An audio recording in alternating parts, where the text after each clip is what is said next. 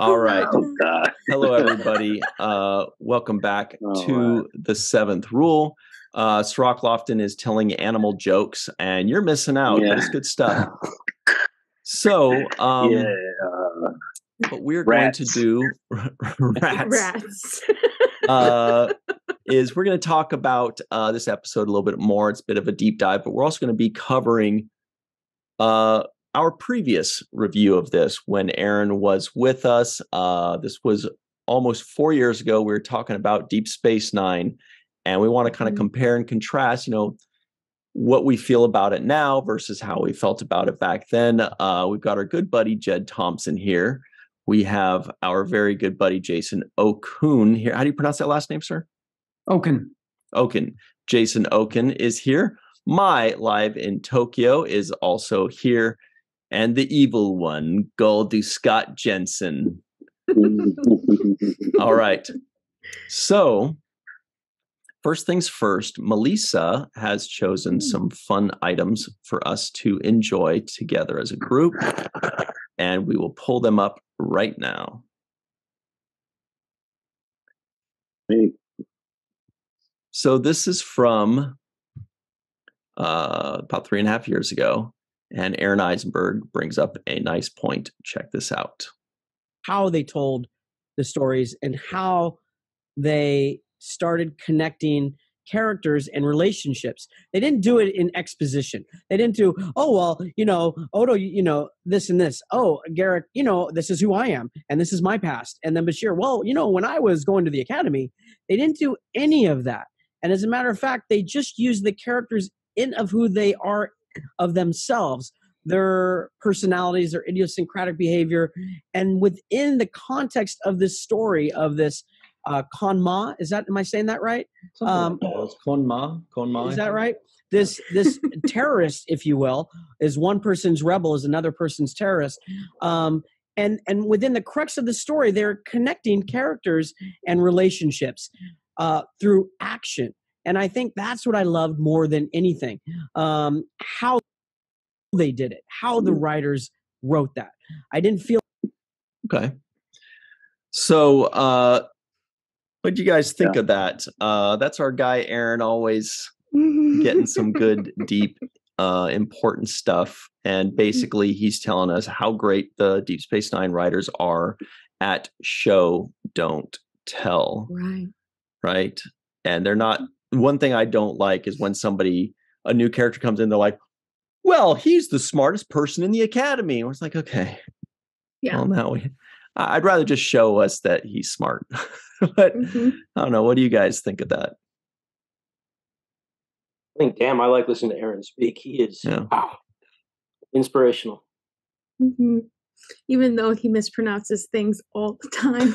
Well, he did mispronounce things all the time. Yes, it was very endearing to Aaron.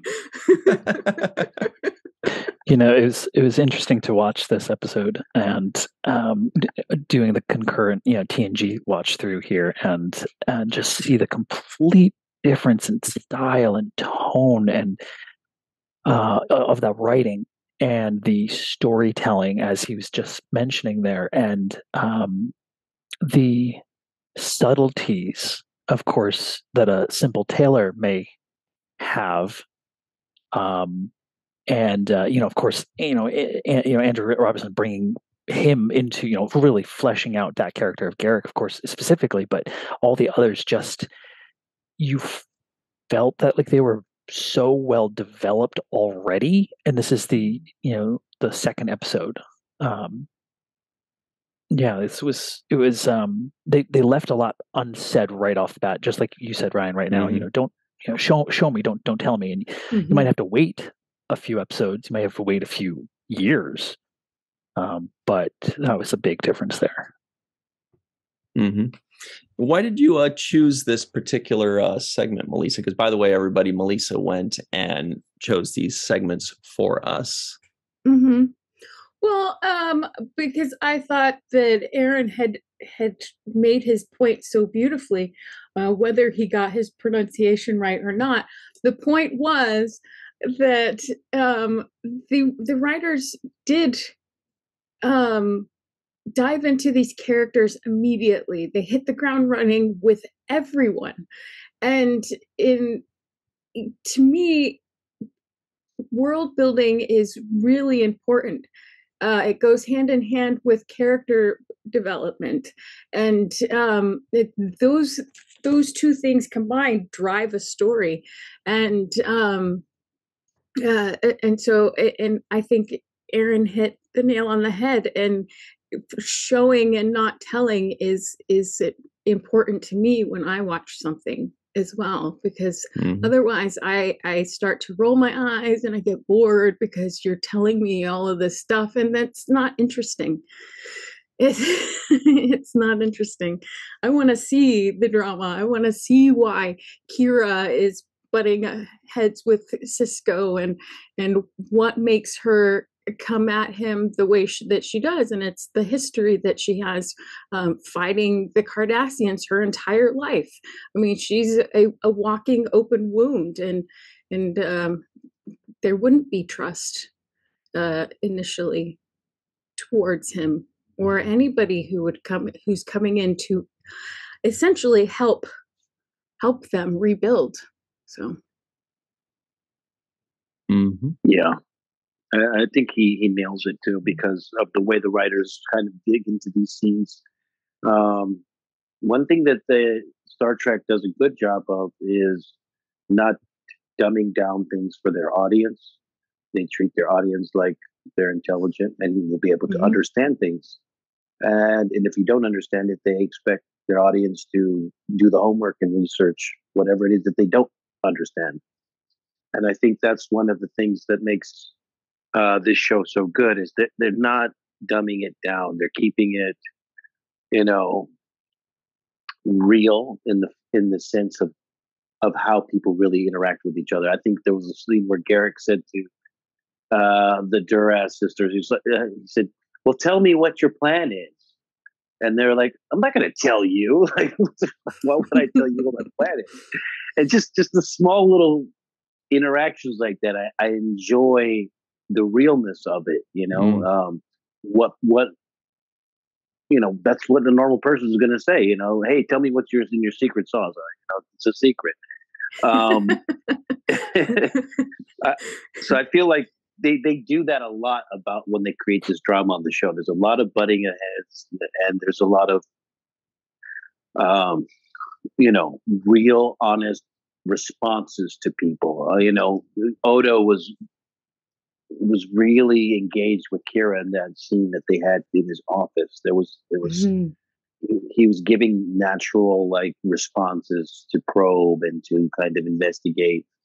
And like you said, Melissa, when he put the tablet down, and he's like, "Okay, well, let's listen to this and see what's going on here, because something is this is not just a standard little chit chat meeting." And that that's them showing us, right. That's another kind of a show. Well, and even him probing her before she leaves the office, and I did not mean it that way, Ryan. Establishes hey, I'm just setting up the next shot.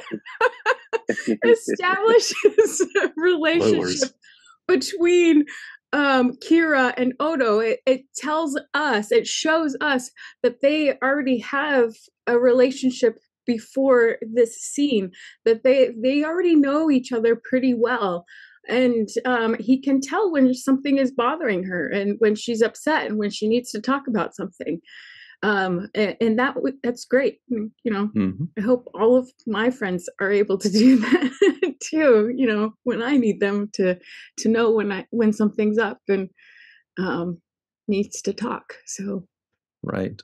So yeah, and there was also one more thing that I think showed that, and it was when Odo says, he starts to complain about the way the Federation operates, and he was like, "Boy, there's one good thing about the old guys. At least we didn't have to do surveys and check in with anybody. It was a lot simpler under the Cardassians. It was a lot." Yeah. Simpler. No Cardassians. He says with a gleam in his eye.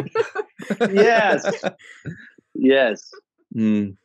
Yeah. Well, Giving us backstory too, like filling in the backstory as they're going forward. So it's really good. Well, let's pull up this next clip here. But yeah, I'd noticed that too, that Odo seemed a little fond of the occupation there. We're like, that's so we can't just kill him? Like, no, we can't just kill him. All right. Oh, wow. Yeah, you have it your way, I guess.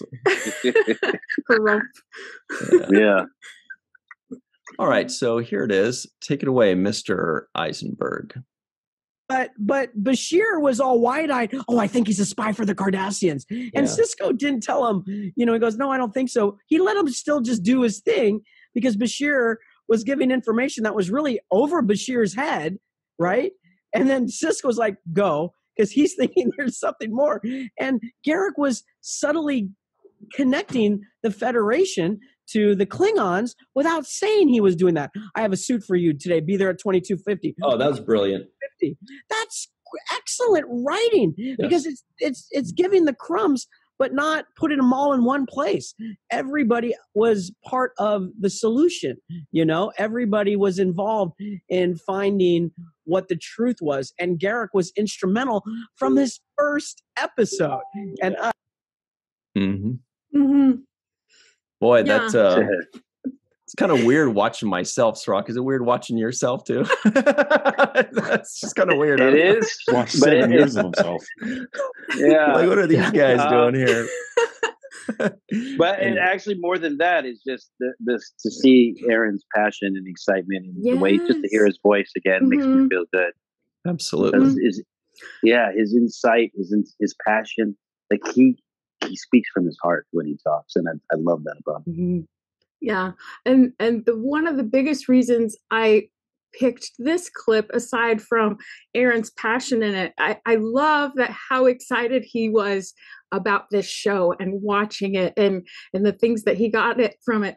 But the line, the thing that stood out to me the most was when he said everyone was part of the solution, and I think that Deep Space Nine excels in this area. Making everyone part of the solution to finding the truth of the story. It's not relying on one hero, because they're all instrumental in getting these puzzle pieces and putting them together to see the bigger picture. And that's why I chose that clip, because I think that's important. If everyone has a part in this to play to to make a contribution to a bigger, a greater whole. That makes sense. Yeah. Very much. Well, yeah, everybody does, and that's how they weave in this ensemble so well together. Everybody's having a role to play. Odo is investigating. Kira has to make a decision. Sisko is overseeing. Bashir is kind of like, I don't know, but I guess I'll see, So yeah, I do like the way that they blend everybody and don't put everything on just one person to be the save the day character, Yeah, there's not one savior.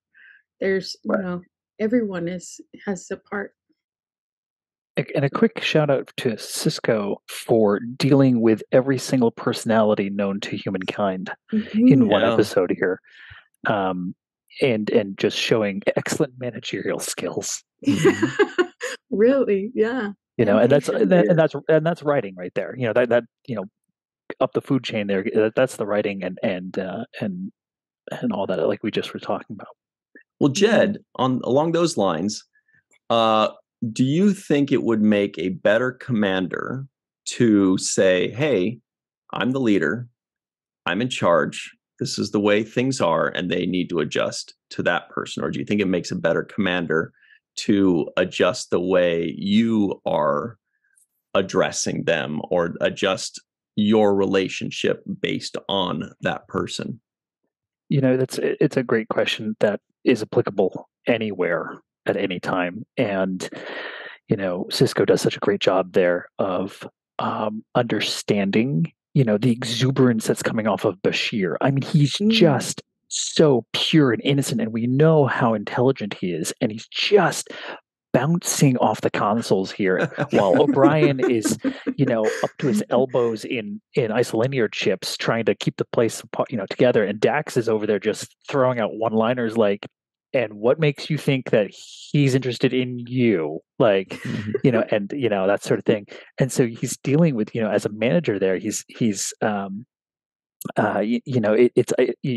you do the it's my way or the highway, then it's just such a bad time for everybody. And you see those one-sided or two-sided, characters. You get the three-dimensional characters that are, or people.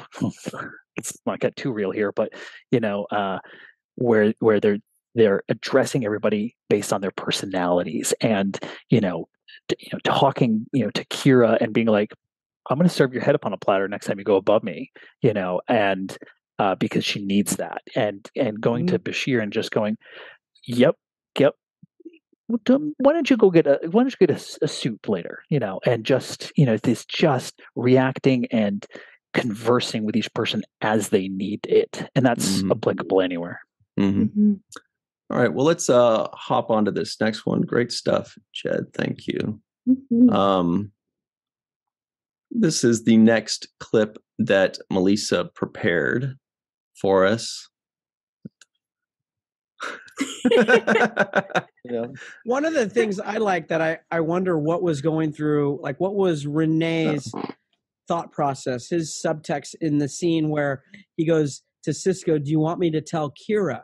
And Sisko goes, "No, not yet." And I love that he says, "No, not yet," because he's playing a game. He's moving pieces, know? And I like that too. He wants to see how this plays out. He doesn't want to rush to judgment. He wants to, because what he really wants to do is, can I trust Kira? If she's going to be my number one, I've got to be able to trust her. This is the opportunity to test to see if I can trust her. Exactly. I'm going to find out one way or another. Yeah. And you guys pointed that out earlier too, with that same, it's interesting how some of the reviews from the last time overlapped with some of the reviews this time. I love that. And that one, that one stood out.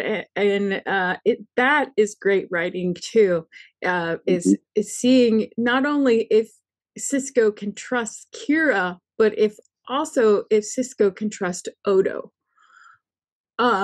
With not betraying his, not betraying Sisko's trust by telling her anyway.